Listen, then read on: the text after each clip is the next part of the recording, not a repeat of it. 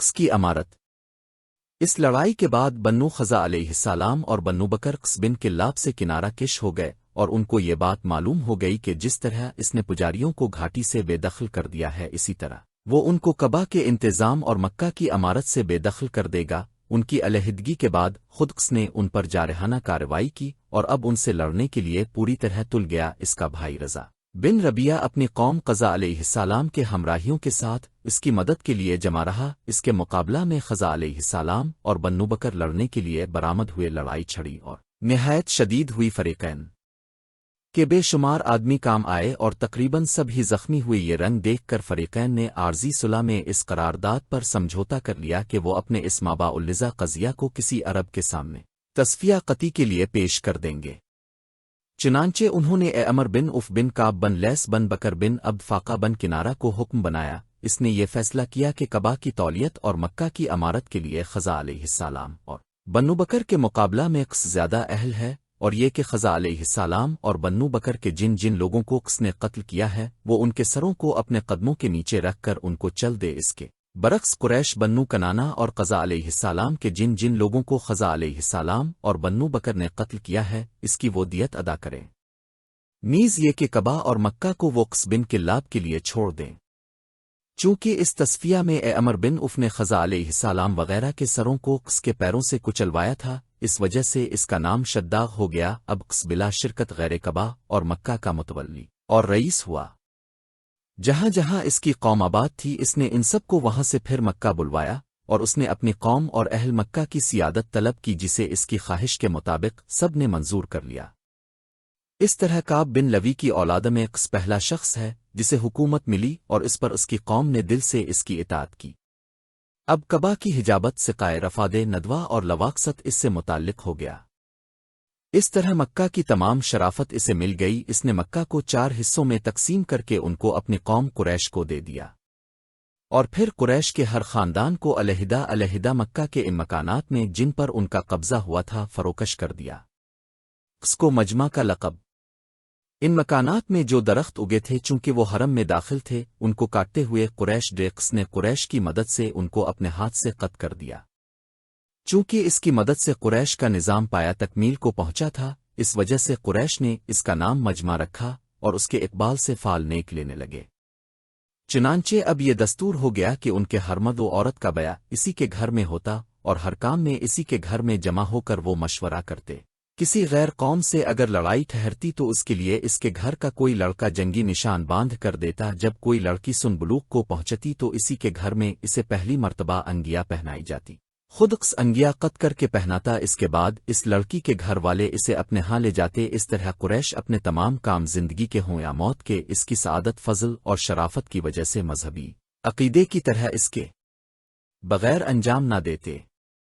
اس نے ایک دیرال ندوہ بنایا، اس کا دروازہ مسجد الحرام کی طرف رکھا، یہیں قریش اپنے تمام معاملات طے کرتے تھے۔ حضرت عمر جب خلیفہ تھے ان سے کسی شخص نے اس کا یہی قصہ بیان کیا۔ انہوں نے مذکورہ بالا واقعہ سن کر نہ اس کا انکار کیا اور نہ تردید کی۔ اس اپنی پوری عزت و شرافت کے ساتھ بغیر کسی مخالف اور مارس کے مکہ میں رہنے سہنے لگا۔ البتہ مناسک حج میں اس نے کوئی تبدیلی نہیں کی، کیونکہ وہ اسے مذہبی رسم سمجھتا تھا۔ کعبہ کے پجاری بھی حسب دستور قدیم باقی رہے، البتہ جب وہ ختم ہو گئے تو پھر ان کی خدمت وراثتاً صفوان بن الحارث بن شجنہ کی اولادال کو دی گئی۔ اس جھگڑے کی وجہ سے جو عداوت پیدا ہو گئی تھی وہ بدستور چلی آتی تھی۔ بنو مالک بن کنانہ اور مرہ بن اف سے بے تعلقی تھی۔ یہ کشیدگیاں اسلام کے شائع ہونے تک برقرار تھیں، مگر پھر اللہ نے ان سب عداوتوں کا خاتمہ کر دیا۔ دار الندوہ۔ قس نے مکہ میں ایک گھر بنایا، اس کا نام دیرال ندوہ ہے۔ یہاں قریش اپنے تمام امور طے کرتے تھے۔ جب وہ بہت بوڑھا اور ضعیف ہوا، اس وقت عبدالدار اس کا سب سے بڑا بیٹا بھی ضعیف ہو چکا تھا۔ البتہ عبد مناف اپنے باپ ہی کے سامنے بڑا معزز آدمی ہو گیا تھا، اور اسے دنیا کا ہر طرح کا تجربہ تھا، اور عبدالعز بن قس کے 4 بیٹے تھے۔ قس نے اپنے بیٹے عبدالدار سے کہا کہ میں تجھے اپنی قوم سے ملاتا ہوں، اگرچہ وہ تجھ سے شرافت میں بڑھ گئے ہیں، مگر اس کی پرواہ نہیں جب تک تو کعبہ کا دروازہ نہ کھولے ان میں سے کوئی اس میں داخل نہ ہوگا، تیرے سوا کوئی دوسرا اس لڑائی کے لیے قریش کا جھنڈا نہ باندھے گا۔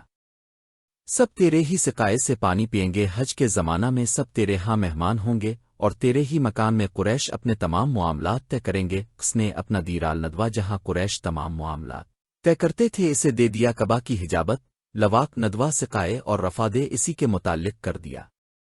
رفادے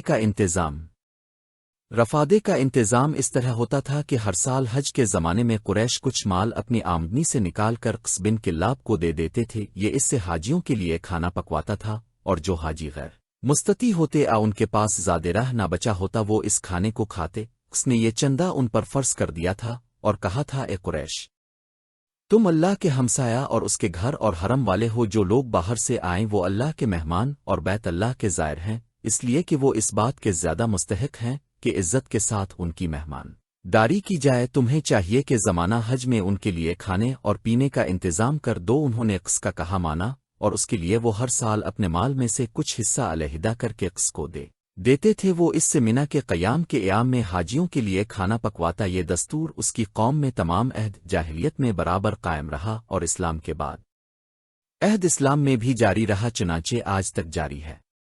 اور یہ وہ کھانا ہے جو تمام زمانہ حج میں حکومت وقت حاجیوں کے لیے ہر سال منی میں پکواتی ہے۔ الغرض قص نے اپنی زندگی ہی میں یہ تمام خدمات عبدالدار کے سپرد کر دیں، اور پھر خود قص بھی اس کے کسی انتظام حکم میں دخل نہیں دیتا تھا۔ وہ مرا تو اس کے سب بیٹے اس کے فرائض اور خدمات کے متولی ہوئے۔ کلاب بن مرہ، اس کی ماں ہند بن سریر بن سلبہ بن الحارث بن فہر بن مالک بن النظر بن کنانہ تھی۔ اس کے دو بھائی دوسری ماں سے اور تھے، ان کا نام تیم اور زا ہے۔ حشام بن القبی کے بیان کے مطابق ان کی ماں اسما بنت ادی بن حارثہ بن عمرو بن عامر بن یارب تھی۔ البتہ ابن الحلق کے بیان کے مطابق ان کی ماں ہند بنت حارثہ البارکبہ ہے۔ یہ بھی بیان کیا جاتا ہے کہ اس کی ماں بھی ہند بنت سریر کے لاب کی ماں ہے۔